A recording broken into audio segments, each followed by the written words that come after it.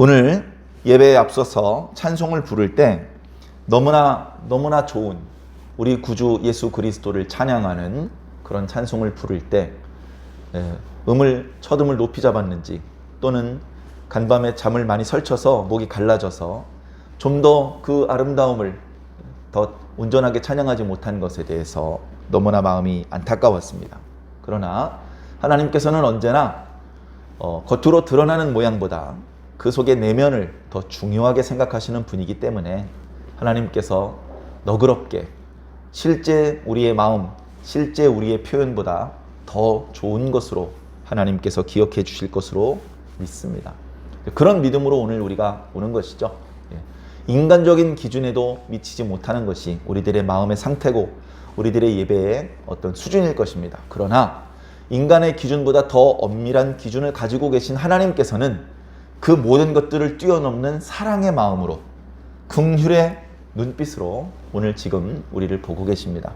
그 하나님 앞에 너무 두려워하지 말고 너무 경직되지 않고 편안하고 기쁜 마음으로 예배를 드리신다면 유익될 줄로 믿습니다.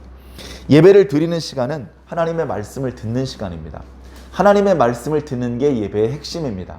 사실 좀 더 엄밀하게 말씀을 드리자면 하나님이 예배의 핵심입니다.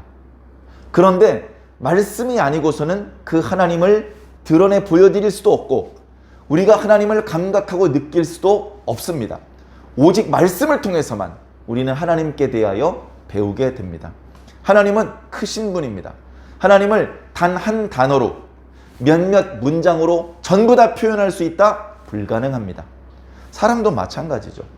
자녀가 크면서 어렸을 때와 다른 어른만 가질 수 있는 그런 효심을 품게 됩니다. 그런데 그 효심이 갑자기 생기지 않습니다.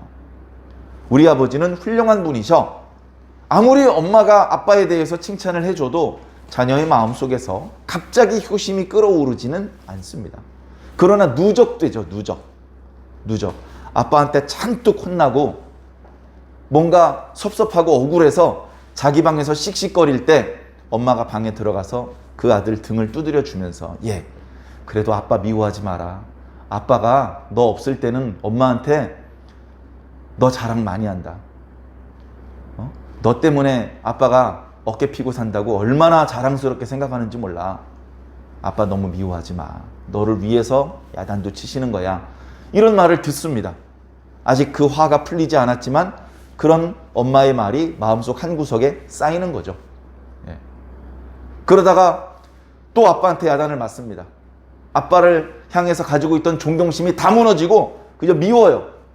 그런 마음으로 자기 방에서 씩씩거릴 때 이번엔 형이 들어와서 얘기를 합니다. 야 임마, 아빠가 너를 얼마나 기대하시는데 너 자식 오늘 너무했어 아빠한테. 아빠는 너에게 모든 희망을 걸고 있단 말이야. 아빠한테 좀 더 좋은 모습을 보여드려. 이런 말을 들으면 또 마음속 한구석에 그 말이 쌓이는 거죠.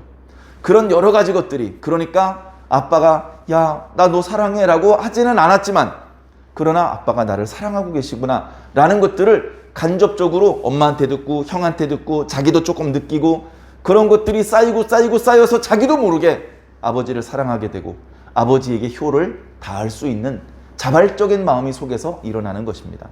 자기 아버지를 사랑하는 마음도 한두 마디 단어로 만들어질 수 없고 자기 아버지를 표현할 때도 한두 문장으로 다 표현할 수 없는데 하나님께 대하여 그 하나님께 대하여 한두 문장으로 그분에 대하여 전부 묘사할 수 있다. 불가능하죠.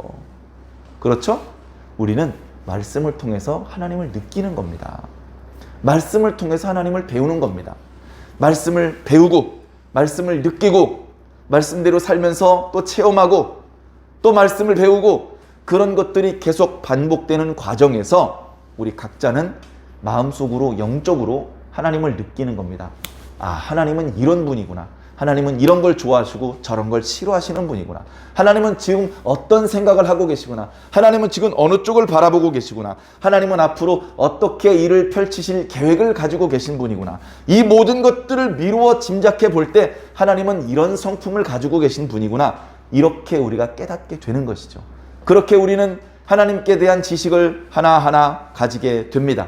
그 지식의 양이 커질수록 그 하나님께 대한 사랑의 마음도 커지게 됩니다. 하나님께 대한 사랑은 갑자기 나오는 게 아닙니다. 하나님께서 조금 좋은 거 주셨다고 갑자기 하나님을 사랑하게 되지 않습니다. 그것은 거짓이죠. 그러나 하나님께 대하여 오랜 기간 동안 경험을 하고 알게 되고 배우게 되고 그것들이 누적되어서 그야말로 하나님께 대한 지식, 학문적인 그런 지식이 아니고 체험적인 지식, 관계적인 지식이 마음속에 쌓이게 되면 그 하나님을 나도 모르게 사랑하게 되는 것입니다.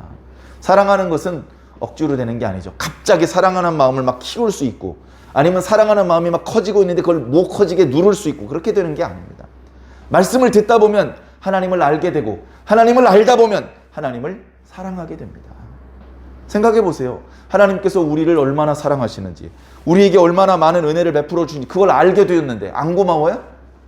그런 은혜를 베풀어 주는데 안 사랑스러워요?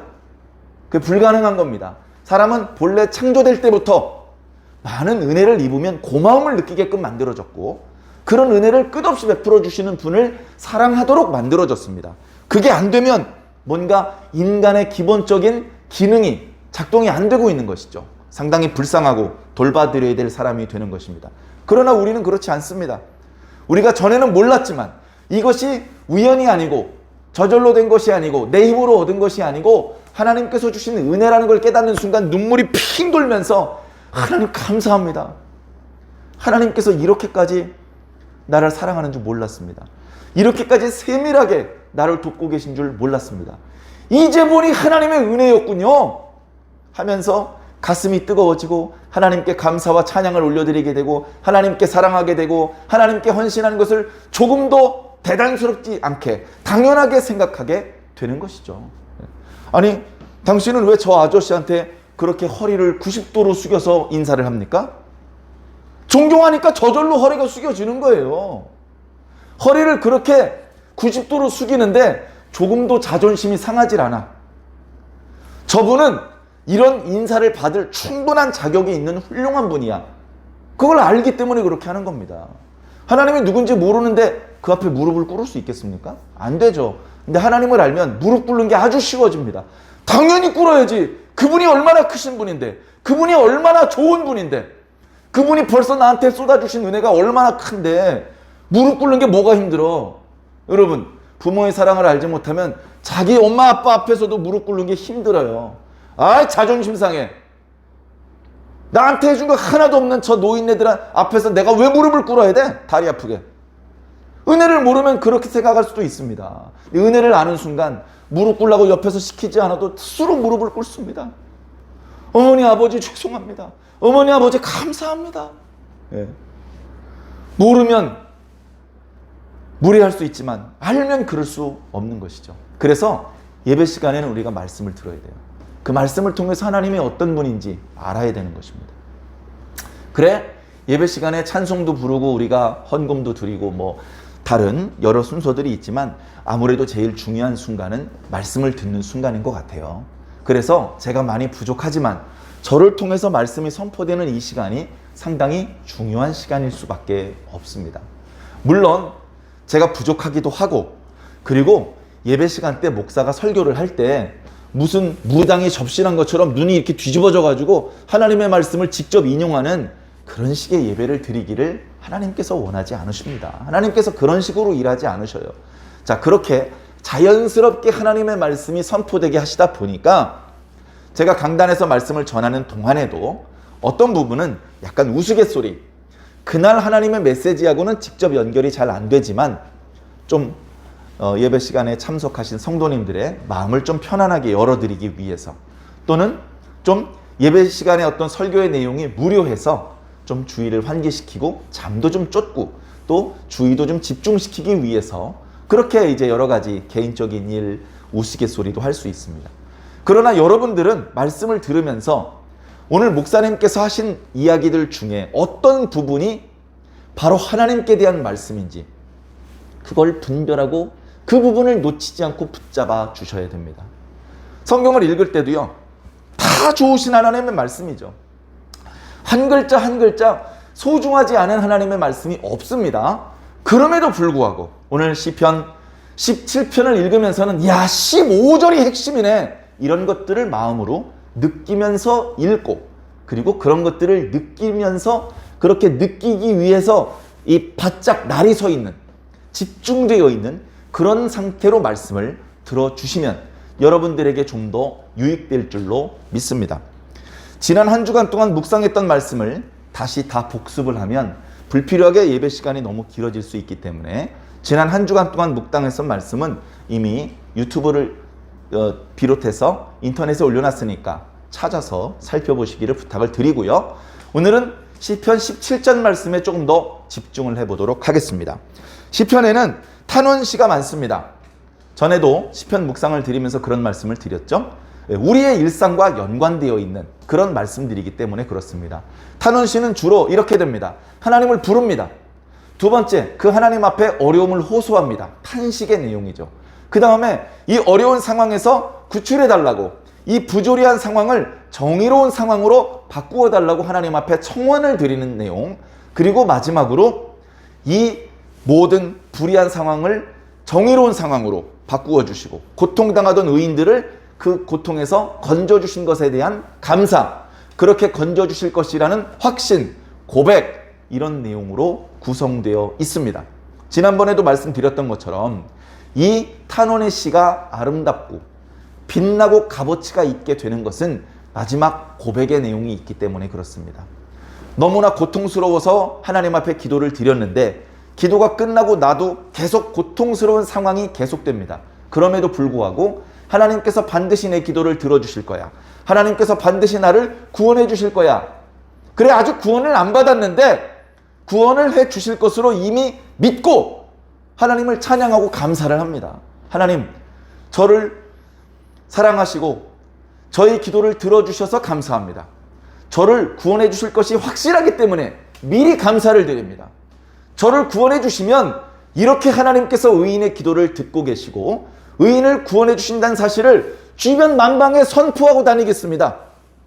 이렇게까지 서원하는 내용이 탄원의 시에 들어가 있기 때문에 이것은 문학적인 가치를 뛰어넘는 신앙적인 가치, 영적인 가치가 있는 그런 시편인 것입니다. 물론 오늘 우리가 읽은 시편 17편은 그 형식을 조금은 달리하고 있습니다. 그러나 내내 마찬가지죠. 의인이 이 어려움의 상황 속에서 벗어나기 위해서 하나님께 도움을 요청하는 간절한 기도의 내용들이 포함되어 있습니다.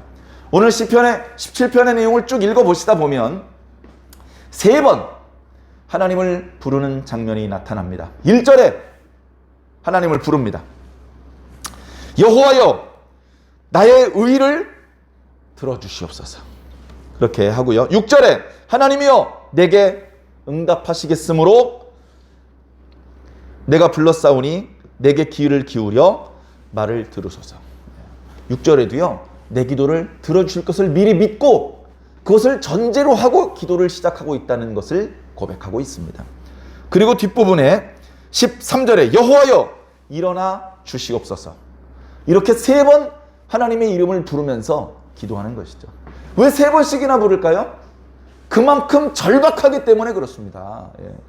한 번만 하나님을 부르는 시편도 있어요. 그러나 하나님을 부른다는 것은 그만큼 절박한 것입니다. 사랑하는 성도 여러분, 우리는 어떻게 기도하고 있습니까? 우리의 기도도요, 그 시작은 하나님을 부름으로 시작합니다. 우리가 예배를 패할 때마다 함께 암송하는 기도, 주기도문 어떻게 시작합니까? 하늘에 계신 우리 아버지여, 우리의 기도를 들으시고 우리의 경배를 받으시고 우리의 신앙의 대상이 되신 성부 아버지 하나님을 부르는 것이 우리 기도의 시작입니다. 물론 그게 전부 다는 아니죠. 우리의 소원의 내용도 있을 것이고 하나님을 찬양하는 내용도 있을 것이고, 그리고서 예수 그리스도의 이름으로 기도를 하는 것으로 우리의 기도가 마무리가 되겠죠. 먼저 하나님의 이름을 부르는 겁니다. 하나님의 이름을 부르기를 주저하지 마십시오. 하나님의 이름을 어떤 때 부르는지 압니까? 하나님의 이름은요, 하나님하고 관계가 좋을 때 부르는 거예요. 관계가 안 좋은데 이름을 부릅니까? 제가요, 저희 딸이, 첫째 딸이 어렸을 때, 초등학생 때, 그때 일이 기억납니다. 이름이 3글자잖아요. 김땡땡. 그러면 남학생이 여학생을 부를 때는 어떻게 불러야 되냐면요, 성을 포함해서 불러야 됩니다. 야 김땡땡 이렇게 불러야 됩니다. 근데 만약에 그렇게 안 부르고 성을 떼고 이름만 부르면 야 땡땡 이렇게 부르면 어떻게 되냐면요. 옆에 사람이 물어봅니다. 야 너 쟤랑 사귀냐?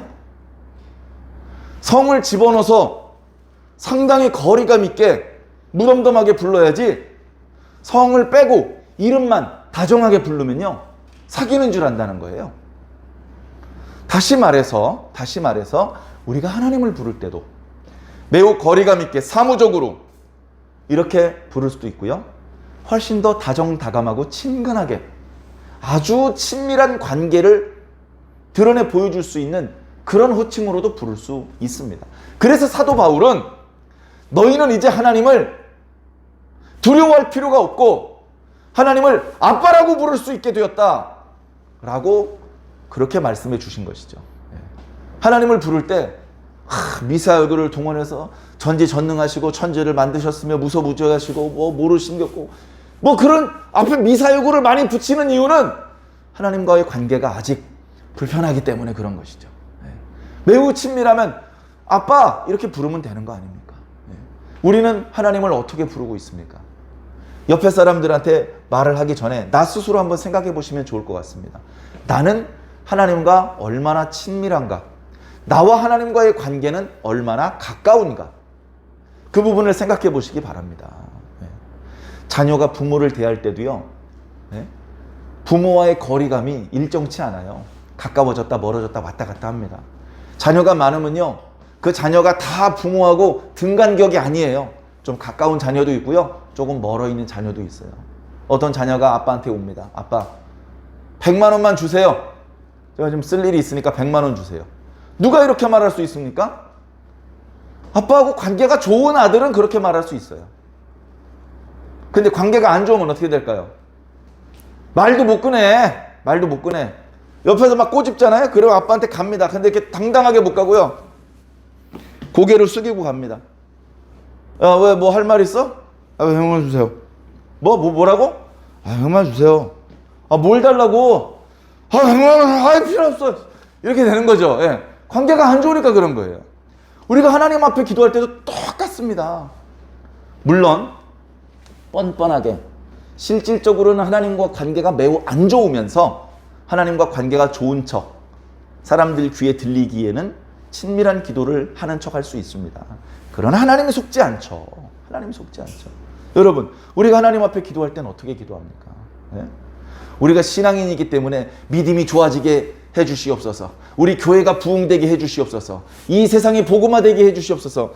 이런 기도만 좋아하시고 하나님 제 돈이 좀 부족한데 좀 돈 잘 벌리게 해주십시오.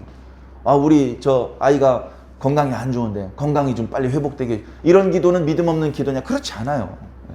다 친밀하기 때문에 우리 아버지한테 얘기 못할 게 뭐가 있습니까? 중요한 건 뭐냐면 그 기도의 내용이 얼마나 거룩하냐가 아니고 그 기도를 들으시는 아버지 하나님과 내가 얼마나 관계가 원만하냐 이거예요. 하나님과 관계가 원만해야 됩니다. 하나님과 관계가. 오늘 말씀에 보니까 하나님 앞에 절박하게 기도를 드리고 있는 이 기도자는 좀 위기의 상황 속에 있습니다. 그러니까 자꾸 하나님께 도와달라고, 내 소리를 좀 들어달라고, 그 다음에 자기 좀 편을 들어달라고 이렇게 이야기하고 있지 않습니까? 1절, 2절 같은 데 보면요. 이런 느낌이에요. 지금 가만히 있다가는 내가 잘못을 안 저질렀는데도 불구하고 주변 사람들한테 모함을 당해서 내가 꼼짝없이 이 모든 죄를 뒤집어 쓰게 생겼어. 이 상황을 모면하려면 정직한 판결을 내려주시는 분, 다시 말해 하나님, 바로 그 하나님께서 이번 재판을 담당해 주셔야 돼.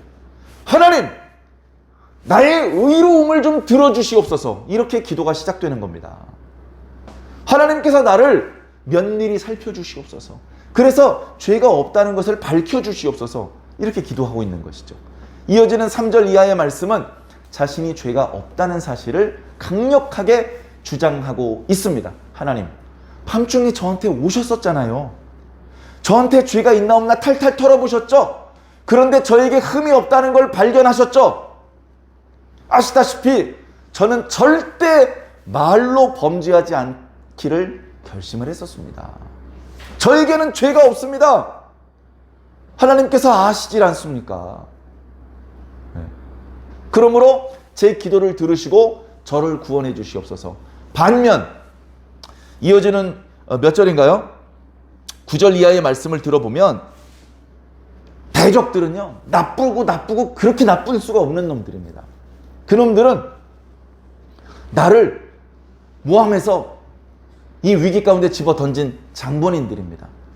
그놈들은요, 이 표현이 그러니까 자신의 의로움과 대비되는 저 악인들의 악한 모습들을 고발하고 있는 것이죠. 자, 9절, 내 앞에서 나를 압제하는 악인들과 나의 목숨을 노리는 원수들에게서 벗어나게 하여 주시옵소서.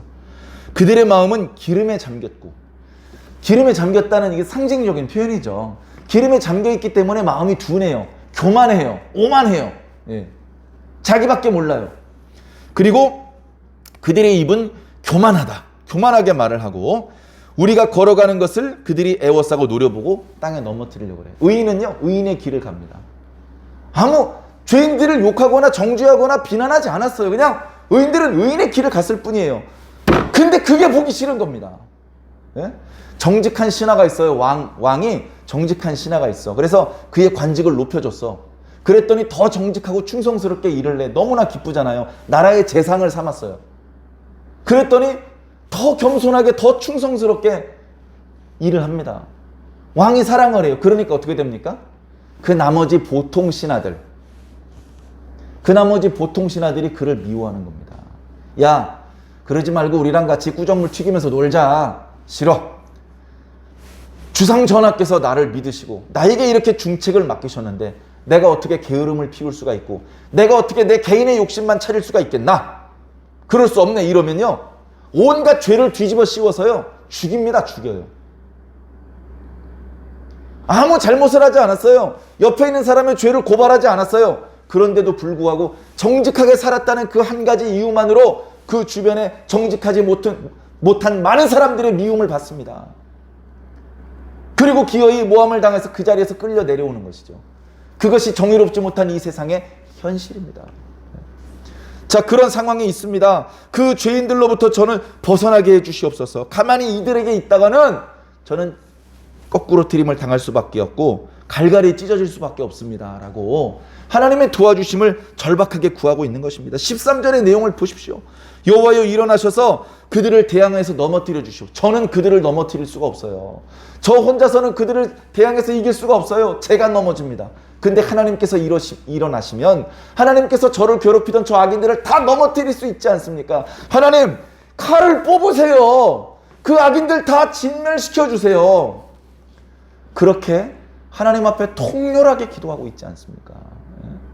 우리 기도도 급하지 않을 때는 점잖게 기도할 수 있습니다. 그러나 급할 때는요, 급할 때는 하나님, 옷자락 아니라 수염이라도 잡아당겨야 되는 거예요. 빨리 내 기도를 들어주시옵소서.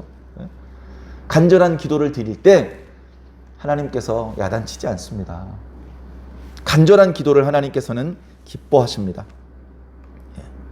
14절을 말씀 보겠습니다. 여호와여 이 세상에 살아있는 동안에, 그러니까 이 기도는요, 잠깐 고통을 당하는 그 순간만 하나님께서 들어주셔야 되는 기도가 아니고요, 우리 의인들이 이 땅에 살고 있는 모든 시간 동안에 하나님께서 이렇게 해주셔야 된다는 거예요. 악인이 의인을 괴롭히는 것은 잠깐이 아닙니다. 백화점에서 할인하는 것은요, 잠깐이죠. 한 일주일 지나면 도로 원래 가격대로 팝니다. 근데 그게 아닙니다. 악인들이 의인들을 괴롭히는 거 쉬질 않아요. 마귀가 하나님의 백성들을 넘어뜨릴 땐 잠도 안 잡니다. 하나님이 도와주지 않으시면 우리들의 지식과 우리들의 열심으로 잠도 안 자고 마귀와 싸울 수는 없습니다. 하나님의 도와주심이 반드시 필요하죠. 자, 이놈들은 그 악인들이 있고 악인들의 분깃을 받는 사람들이 있습니다. 그러니까 악인들이요, 재생산되고 있어요. 악인 한 명이 있어서 그 한 명만 죽이면 되는 게 아니야. 악인이 그 주변에 작은 악인들을 키우고 있어요. 자, 이어지는 말씀 볼까요? 주의 손으로 나를 구하소서. 그들은 주의 제물로 배를 채우고, 주의 제물은 주의 백성들에게 주님이 주신 거예요. 근데 주의 백성들이 주님께 받은 그 제물을 악인들이 뺏어가요. 뺏어가서 그것으로 자기 자녀들을 만족시켜요. 악인들의 자녀들. 그리고 자기 자녀들, 악인들의 자녀들에게 그것을 산업으로 물려줘요. 그러니까 악인이 떵떵거리고 잘 살고, 악인이 재생산되고, 악인의 자녀들이 말하는 게 우리 아버지 본받아서 악한 짓을 많이 하면 이렇게 부자가 될 수 있구나 라는 것을 배웁니다. 그래서 이 세상에 악인이 잘 안 끊어지는 거예요. 의인보다 악인이 훨씬 많습니다. 제가 옛날에 어떤 드라마를 봤는데요. 또 그 드라마 얘기 너무 길게 하면 안 되니까 지금 드리고 싶은 말씀 부분만 딱 하면, 어떤 사람이 나쁜 짓을 해요. 나쁜 짓을 하면서 당신은 이것이 나쁜 짓인 줄 알면서 왜 이렇게 나쁜 짓을 합니까? 라고 말했더니, 우리 가문이 대대로 큰 부자로 떵떵거리면서 살 수 있는 비결이 있다. 3가지가 있다.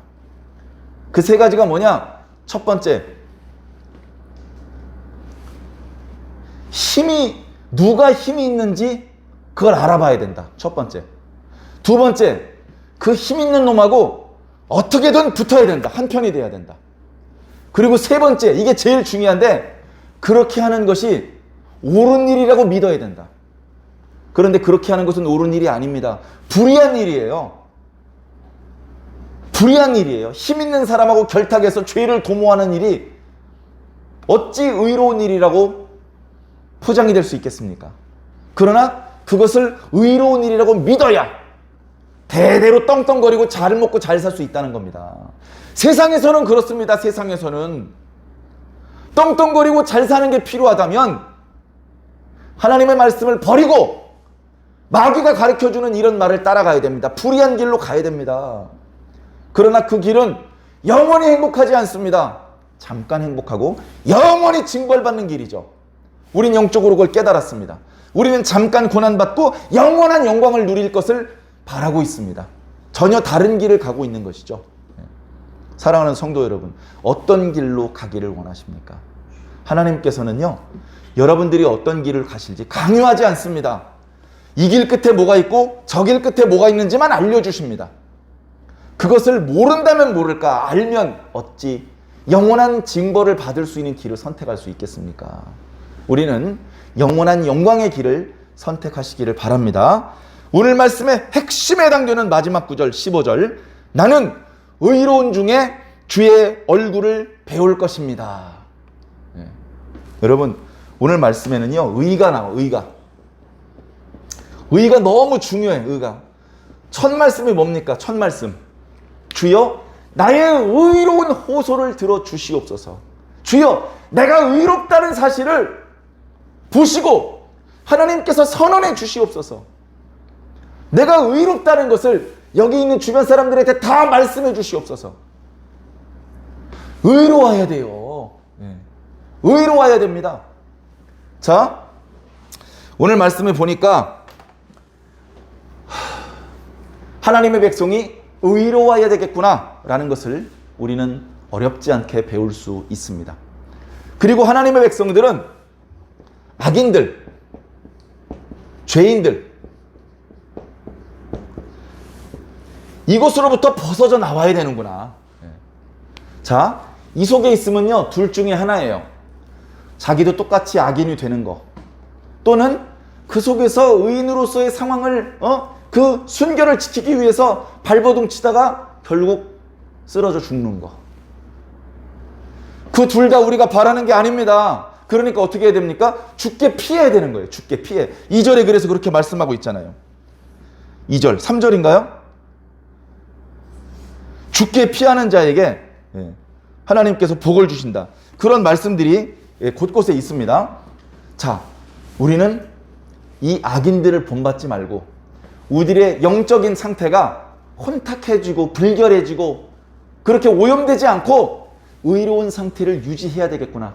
이런 의로운 상태가 유지되어야 하나님께 당당히 도움을 요청할 수 있겠구나.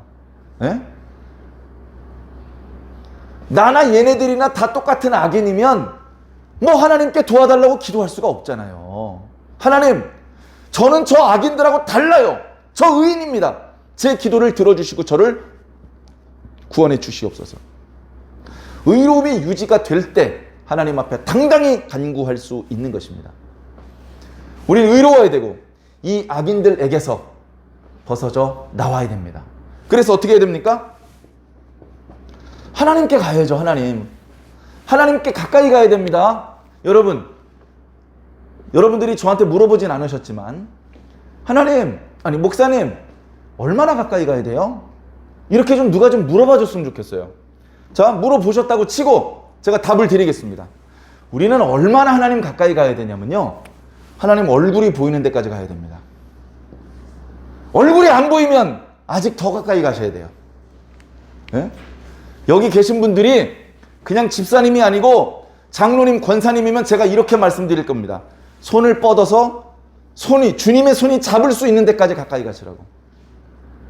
손을 뻗어서 주님의 옷자락에 잡을 수 있는 데까지 가까이 가셔야 됩니다. 우리 주님께 가까이 가야 됩니다. 우리가 말하는 구원이 바로 이런 겁니다. 자, 이 중에서 의에 대해서만 조금 더 말씀드리고 예배를 마칠까 합니다. 의가 뭔가? 의가 당연히 죄인들이 되면 안 되고 죄인들의 무리들로부터 벗어져 나와서 하나님께 가까이 가야지. 그것은 우리가 이미 수없이 많이 말씀을 들었을 것입니다. 물론 의에 대한 말씀도 많이 들었죠.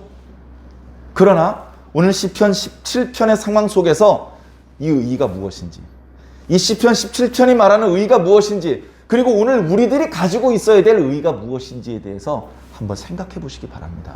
네? 율법 준수, 그게 의냐? 그렇지 않아요. 네.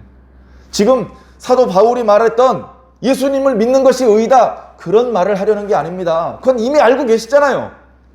예수님을 믿어야 됩니다. 예수님에게만 있는 의가 우리에게 들어와야 됩니다. 그런 피부에 와닿지 않는, 그러나 중요하긴 하죠. 우리도 모르게 우리 속에서 주님께서 그렇게 역사하고 계신 거죠. 그러나 오늘 조금 다른 각도에서 이 의에 대해서 생각을 해보았으면 좋겠습니다. 이 의는요, 하나님을 느끼는 영적인 감각입니다. 감수성. 하나님을 느끼는 거예요. 자, 세상에 사람들이 많이 살잖아요. 그 사람들이 조금씩 취향이 달라요. 성격도 좀 다르고 가치관도 좀 달라요. 그죠? 근데 그 세상에 살고 있는 사람들의 모든 취향을 내가 다 이해할 필요는 없어요. 나는 내 가까이 있는 사람들 취향만 이해하면 돼요. 그죠? 자, 그러면 내가 예를 들어서 내 친구의 부모님의 취향은 몰라도 돼. 내 부모님의 취향은 알아야 돼. 오케이? 우리 아버지는 화분을 좋아하셔. 술잔은 깨도 야단치지 않으시는데 화분을 깨면 아주 야단을 치셔. 우리 아버지는 옆집 아버지랑 달라. 옆집 아버지는 화분은 깨져도 되지만 술잔은 깨트리면 안 되거든. 근데 우리 아버지는 술잔은 다 깨트려도 된대. 근데 화분은 깨트리지 말래. 그러니까 자기가 자기 아버지의 취향을 아는 거예요. 그래, 이렇게 집에서 이렇게 있는데 자기 동생이 친구들을 몇 명 불러다가 집에서 재미나게 노는데 보니까 화분을 깨트릴 것 같은 거야. 그게 느껴지면 어떻게 합니까? 화분이 깨지면 난리 나는 거예요. 네? 그 깨트린 사람 한 명만 혼나는 게 아니야. 집안 분위기가 아주 나빠져. 그러면 안 되니까 얼른 뛰어들어가서 얘기를 하는 거지. 야! 아버지가 화분 깨트리면 싫어하시는 거 알잖아. 야! 여기 화분 저쪽으로 내가 치울 테니까 저쪽 화분 없는 데서 놀아. 이렇게 합니다. 왜 그런 행동을 하죠? 자기 아버지가 뭘 좋아하는지, 뭘 싫어하는지 아는 거예요. 성경이 말하는 의인은 하나님께서 뭘 좋아하시는지, 하나님께서 뭘 싫어하시는지 그걸 아는 겁니다. 그걸 느끼는 거예요. 율법에 다 써 있지 않아요. 어느 모세오경에 스마트폰에 대한 계명이 있습니까? 없어요. 그러나 내가 하나님께 대해서 오랫동안 말씀을 듣고 그분과 만나고 그분을 경험한 결과 내가 보니까 스마트폰과 관련해서는 이런 모습은 하나님께서 좋아하지 않는 것 같아. 그렇게 느끼는 겁니다. 예? 그렇게 느끼는 거야. 야, 임마, 그건 너 혼자만의 생각이지. 율법 조항에 명시되어 있지 않잖아. 이렇게 따지는 사람들은요, 다 그럼 명시를 해줘야 돼요. 율법이 600가지가 아니라 6만 가지도 넘어집니다, 그러면. 근데 우리가 율법을 모세오경을 묵상을 해봐서 알지만 여기는 하나님의 백성이 지켜야 되는 모든 규칙을 적어주신 것이 아니고 대원칙만 알려주신 거예요. 대원칙. 대전제를 알려주신 거예요. 이 전제에 위배되고 저촉되면 그 밑에 사소한 거, 내 이웃의 소를 도둑질하지 마라. 그럼 양은 도둑질해도 됩니까? 안 되잖아요. 내 이웃의 스마트폰을 도둑질하지 말라. 어디 써 있습니까? 그러면 스마트폰 도둑질해도 됩니까? 안 되잖아요. 그게 왜 그렇게 우리가 느끼는 겁니까? 의가 있기 때문에. 하나님께서 뭘 말씀하시는지, 뭘 의도하시는지, 어떤 생각을 가지고 계신지 그걸 알기 때문에 그걸 느끼는 게 의입니다. 그래서 우리가 일상을 삽니다. 막 24시간 예배만 드릴 수 없잖아요. 예배 드리고 또 돌아가서 또 식구들이랑 식사도 해야 되고 집안에서 청소도 해야 되고 또 이렇게 요즘 더운데 목욕도 해야 되고 또 뭐 다음날 출근도 해야 되고 우리 나름대로 일상생활을 살잖아요. 근데 그 일상생활을 살면서 우리가 신문기사를 보고 친구들이 하는 얘기를 듣고 이렇게 들을 때 이건 하나님께서 기뻐하신 일이 아닌데? 이런 것들이 이제 느껴지는 겁니다. 그런 게 느껴지는 게 그게 의예요. 그게 안 느껴지면 의롭지 않은 사람입니다. 하나님을 모르는 사람입니다. 예배 시간, 설교 시간에 이 부분을 본격적으로 힘주어 강조할 수 있는 시간은 없습니다만 하나님도 모르고 하나님의 말씀도 모르고 그분이 뭘 좋아하시고 싫어하시는지 모르기 때문에 예수를 믿으면서도 차별금지법을 찬성하는 사람이 나타나는 겁니다. 성경을 믿는다고 하면서도 가족관계 기본법을 개정한다고 하는데 찬성을 하는 사람이 나타나는 겁니다. 하나님의 정신으로 무장된 사람은 성경을 읽으면서 아무개가 기도하는 것, 아무개가 쓴 글을 읽으면서 야, 은혜롭다. 신앙의 깊이가 느껴져. 이렇게 느끼거나 이거 좀 이상한데 이거 이단성이 있어. 이런 걸 느끼는 겁니다. 공부를 했기 때문이 아니라 영적인 감각으로 느끼는 겁니다. 다시 말해서 우리 속에 우리도 모르게 하나님께서 심어놓으신 의가 작동하는 겁니다. 하나님께서는 죽어있는 걸 우리 속에 넣어두지 않으십니다. 살아있는 것을 넣어주십니다. 그래서 움직이는 겁니다. 하나님께서 기뻐하지 않은 방향으로 가려고 그러면 이쪽에서 의로움이 양심의 북을 때립니다. 야 임마 너 지금 뭐 하는 거야? 이거 하나님께서 싫어한다는 걸 명백히 알면서도 왜 그쪽으로 가는 거야? 가슴이 두근두근합니다. 두근두근 할 때 멈춰야 됩니다. 그 가슴을 두근두근하게 하시는 그 하나님의 작용을 무시하고 그쪽으로 달리면 북이 찢어져요. 더 이상 죄를 지으면서도 가슴이 두근거리지 않게 됩니다. 그러면 죄인이 되는 거예요. 사랑하는 성도 여러분, 우리는 의인이 되어야 됩니다. 의인에게는 의의가 있어요. 그 속에. 의인에게는 영적인 감수성, 이것을 하나님께서 어떻게 생각하실지, 이것을 하나님께서 기뻐하실지 싫어하실지를 분명히 느낄 수 있는 그런 감각이 살아있습니다. 그 감각이 있어야 악인들로부터 벗어나서 하나님의 얼굴이 보이는 데까지 갈 수 있습니다. 우리는 하나님께 재물을 바라는 사람들이 아닙니다. 재물은 덤으로 주시는 겁니다. 재물은 덤으로 주시는 거예요. 우리가 바라는 건 하나님의 얼굴입니다. 하나님, 저를 재물로 만족하는 사람으로 알고 계시다면 참 실망입니다. 저 그런 사람 아니에요. 저는요, 하나님의 얼굴, 저는 하나님의 형상으로 만족하는 사람입니다. 그렇게 고백할 수 있는 저 여러분들이 되길 바랍니다. 세상이요, 우리가 돈을 목적으로 사는 사람이라면 우리들에게 돈을 집어 던지면서 얼마든지 변절하게 만들 수 있어요. 네? 네가 바라는 게 돈이잖아. 돈 때문에 하나님 섬기는 거잖아. 여러분, 마귀가 뭐라고 말했는지 잘 들어보세요. 하나님, 저 욥이요, 까닭 없이 하나님 섬기겠습니까? 돈을 많이 받았으니까 하나님 섬기는 겁니다. 여러분, 어떤 까닭에 하나님을 섬기십니까? 저는 까닭 없이 하나님을 섬기기로 했습니다. 까닭 없이 아무 복을 못 받았는데 그래도 하나님을 섬기기로 했다고요. 마귀는요, 저 욥이 하나님께 돈을 많이 받았으니까, 복을 많이 받았으니까 하나님을 섬기는 겁니다. 그 복을 다 걷어가시면 반드시 하나님을 저주하고 원망할 것입니다. 마귀가 똑같은 방법으로 우리들에게 도전해 올지라도 흔들리지 않으시길 바랍니다. 그러려면 15절 말씀, 나는 의로운 중에 주의 얼굴을 배울 것이고 깰 때에 주의 형상으로 만족할 것입니다. 여기서 깬다는 것은 잠에서 깨는 것이 될 수도 있고, 죽었다가 우리들의 영혼이 하나님 앞에 눈을 뜰 때를 말할 수도 있습니다. 우리는 누구나 의롭던 의롭지 못하던 하나님의 얼굴을 보게 될 것입니다. 의인이든 죄인이든 다 하나님의 얼굴을 봐야 돼요. 하나님의 얼굴을 보는 날 부끄러운, 뒷걸음질 치는, 고개를 들지 못하는 그런 사람들 되지 말고 기쁨으로 당당하게 고개를 들고 하나님의 얼굴을 보고 하나님의 눈동자에 내 눈동자를 맞추고 그 품에 달려가 안기기 위해 전력 질주할 수 있는 그런 저와 여러분들이 꼭 되기를 예수님 이름으로 간절히 축원합니다. 아멘.